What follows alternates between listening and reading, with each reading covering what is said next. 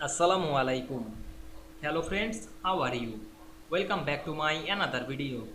In this video, I am going to show you how to make the left tab stop at 0.2 inch in Microsoft Publisher. Let's get started.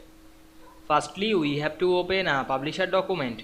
Now we want to make the left tab stop at 0.2 inch. Click inside the text box. Then go to the paragraph settings option and go to the tab settings, and we can see here the default tab stops 2.25. Now we select this and write 0.2.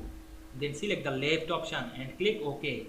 Then click before the text, then press tab on our keyboard.